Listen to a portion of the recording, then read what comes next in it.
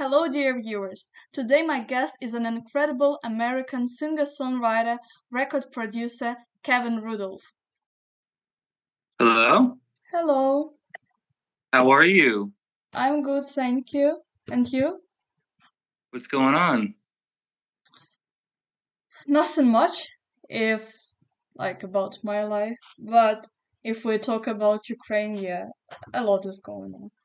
And I wanted to ask you, what do you think about this Russian aggression on Ukraine? Because it is like more than Well, 1 year.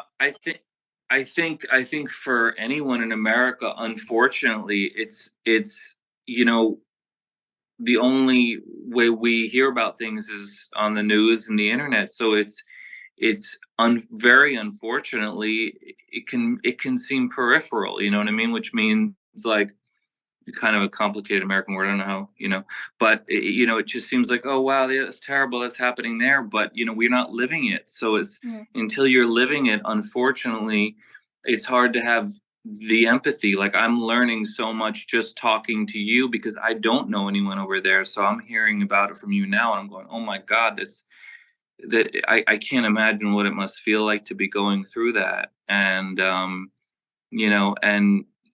fortunately or unfortunately, people in America, were just like, "Oh my God, yeah, it's terrible. What's happening?" And it's like anything else. I mean, maybe if something were happening somewhere else, but unfortunately, I mean, it's terrible. God, what you guys are going through, I can't imagine that.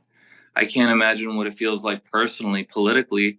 I'm a musician. I'm dumb, so I don't want to tell you that I'm not a politician. I don't have enough information to speak intelligently on it. I make it a point to try to not comment on anything political if I don't really know what I'm talking about, because everyone here seems to think they know what they're talking about, but I don't think they do.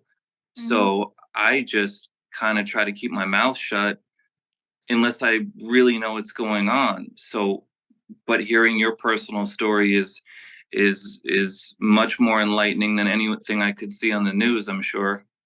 Unfortunately, I can actually understand foreign people, for example, and how they are reacting to our situation. Because if sometimes if you didn't um, experience it on yourself, you can't really Or understand. Yeah, no, or I mean, on a much, much, much, much smaller scale, I remember when COVID stuff started, all the lockdowns and people in Italy like, we can't leave our house. I'm like, that's crazy. Really? What? And then it's like, oh, we're doing that too. Okay. yeah, You know, yeah. you can't help. I mean, you just like it's hard to it's hard to imagine like a day-to-day life situation that's so threatening when you're not in it. Yeah, yeah. And also, I would like to ask you some questions about your music career. And also, I Sure. think, so this video also, a lot of Ukrainian viewers will watch this video. So I think they will get acquainted with your music career, also with you personally. So that's why I'm really grateful that you are talking with me right now. Yeah, for sure. I'm excited to talk to you too. So, your career began in 2003 with superstar producer Timbaland. You have worked on many songs, including with the Black Eyed Peas, Justin Timberlake, and Nelly Furtado. Could you tell about this experience? Yeah, I was fortunate to have had a record deal when I was really young, and it was really quick. It was with a label called Maverick through Warner Brothers, and I was a solo project. And I got signed, got dropped. It's a typical first record deal type story. And from that experience, I realized that I really wanted to, at that time, be more behind the scenes and be a producer. And I wanted to be more like in that hip hop world because I grew up a lot in hip hop, but also pop and rock and all kinds of music. And a friend of mine introduced me to Timbaland, and we're still friends to this day. And I started coming down to Miami, and I just wanted to learn. It was a very different time. Remember, in the music cycle of everything, like from a production standpoint, Now you can just go on the internet and go, oh yeah, let me get those drums and that sound and this thing. But those were things that were very out of reach at the time, right? You like very, very few producers, especially in the hip hop world, had like really good sounding drums, and like that was something that was hard to get. It's hard to imagine now because it's so easy. You just go on the internet, and not that there wasn't the internet, but there wasn't the availability of that stuff. So I just wanted to absorb it. That's where I felt like in my heart I was being led to, was that world. And I brought my guitar because I was like, always a guitar player, and that's what I was had the more mastery of, other than like production at the time, because I was more new to it. And I would just sit there and watch, and then I would occasionally play guitar, but it wasn't about the guitar. The guitar was just what I was using to be there. I just wanted to learn and absorb during that time. After writing the hit Let It Rock, you signed to a record deal by Cash Money. You became the first white artist to sign with a label, previously known for releasing albums by African American rap artists, including Lil Wayne and Nicki Minaj. What did you feel? Well, it was funny because my friend had started working with Cash Money as an engineer, like mixing and engineering stuff in the studio. And he introduced me. I had met Slim and Baby, the heads of Cash Money, before that, but I met them again through him. And it was an unlikely um, relationship at first, because it's not that I wasn't in the hip hop world, but they were like in a whole, they were in like that Southern New Orleans hip hop, and they had just come down to Miami, and they didn't have Nicki Minaj yet. They didn't have a lot of those artists. They had really Wayne for a long time, and Juvenile, and a lot of the, early 2000s, late 90s hip hop that you would know. And, but Slim was my guy there. He just loved what I was doing, and he was just really supportive of it.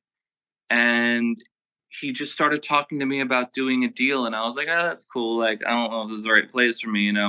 But he just became really convincing, and he just understood what I was doing. So to the outside world, it sounds like, how did you get from here to here to here to here? But like anything else in life, it's usually like personal, you know what I mean? Like, you connect with a person who believes in what you're doing. And it was as simple as that. It was really organic. I kept bringing him records like that I would make. I would go away and, go home and make records for like 2 weeks. And then I'd go see him and play him those few things. And he'd get excited, and we would talk about doing something together. But then the right time came up, and everything was going very, very slow for a long time until Wayne got on Let It Rock. And he was originally going to get on a song called In the City, which was the first song on that album, which is the title track to that album. But he ended up getting on Let It Rock. And then everything went really fast after that. That was like an amazing time, really special time. Do you miss this time? Oh yeah, I do. I miss it. I miss it because, not why you might think. I don't miss. It's not that I need a number one hit record every day. I mean, that's great too, but there was a magic to that time period. You go through times in life when things are lining up and they're magical, and I can't describe like the excitement and fun, and just how excited I was about the music I was making. Like, that was the most special thing. I was like, oh my God, listen to this and listen to this. And oh my, forget that. I'm working on the next thing. And oh, what about this? Then, it was coming from that. By the time Let It Rock was out, I was like, that's cool. I'm working on this now, though. I was so excited about music, and it just felt like a special time. I can't describe it other than that. Maybe you've had one in your life, or maybe you'll have one in the future. But I think there are special times when things kind of line up, special things, and magic happens, and it did at that time. Cool. Upon completion of your contract with Cash Money Records, you became an independent artist. What kind of music are you focusing your efforts on, and who would you like to work with in the future? Well, during the time I was on Cash Money, I was also producing a lot of other records. So I hits with them, Keith Urban and Selena Gomez and Flo Rida, and like all kinds of artists I was already working with at that time. Because after Let It Rock came out, people were like, "Hey, you want to work on?" I was like, "Yeah, cool, whatever. Yeah, sure. That door's open. Yeah, like, great. I'll walk through that." You know, it's like you're trying to get into a club your whole life, and then you get in, and you're like, oh, okay, I'm not leaving here. Hold on, I'm gonna taste this, then go over here in this room, and you know, so, and that's how I felt for a long time. And you know, things change at labels, things change relationship wise with companies, and so when I was off of Cash Money, I kept on producing and writing, and I was occasionally dropping songs, and so I've been doing it more and more now. I've been releasing a lot more new music. um as far as who I'm excited to work with, you know, it just depends. It's like I mean, there's a lot of great artists out there right now. Like I just feel like I'm not a person, like I don't really reach out to people like that. I just feel like things happen by themselves if as long as we stay creative. You know, um I don't have a specific person, but there would be like a handful that I'd be excited about for sure. I like working by myself a lot too.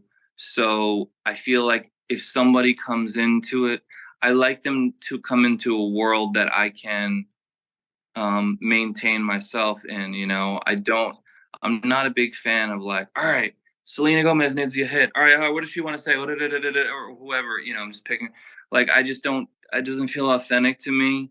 And like the results usually not that good, at least from me. You know what I mean? Like, I just think you just don't stop creating. Like the key is just to keep making things, and you know, maybe Monday I'll make something that doesn't sound like anything anyone would think I would do, or I wouldn't think I would even do, and then the next day I'd do something else. I think it's just about movement and creativity, because that's really what you're doing for your own soul. And then some of those become hit records, or none of them do, or you don't know. It's very tough with creativity to plot your future exactly. I think um, you don't know where things are going to land and how things are going to roll out. But the one thing you can control is your output, your creativity, you know, and making things. Like, it's fun to make things. Do you know any bands or singers from Ukraine? You. All right. I will sing you the song Ships of the Ukrainian rock band, which is called The Hard Kiss, and you will rate it Okay. as a producer, okay? Okay. Ти дзвониш вночі і мовчиш не про мене. Знаєш даремно, я все давно відчула п'ю меди з вином, бережу ті останні сили тіла, бо твоя любов тягне нас на дно. Тільки ти пробачав ту весну, але байдуже в твоїх очах, ні останні Венеції ти пробачав мені все, чи це знак, що поки всесвіт мовчав, ти палив мої кораблі, ти пробачав мене. Та чому ж болить все на землі мене, тож нехай горить. Yeah, that was amazing. Thank I'd you. clap, but I'm holding my phone. Thank you very much. I'm clapping. That was so good. Oh my God, you sound amazing. Thank you very much. Beautiful, beautiful, beautiful, beautiful voice. Thank you. Actually, this band, we had Eurovision, and the singer of this band, Yulia Sanina, she was also like a moderator, and they also performed one song, which was in a semi-final.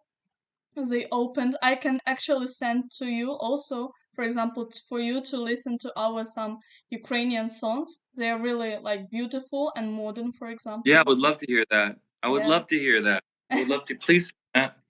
Yeah, Please send that. I would love to hear that. great. That's And so good. I'm really happy that you liked it. I loved it. And also, could you finally perform a small passage from your creations to acquaint our Ukrainian viewers to your music, maybe? Like small. Performance, sure. I can like grab a guitar. Oh, great. I'll play what they have the best chance of knowing. I see your dirty face, hide behind your collar, but it's done in vain. Truth is, I just want to see you pray to God to justify anything.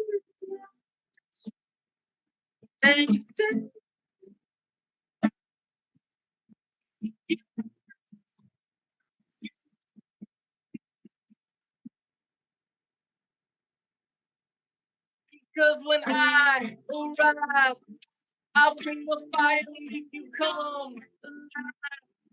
Can take you higher than what this is. Oh God, I must now remind you that let it ride, let it ride.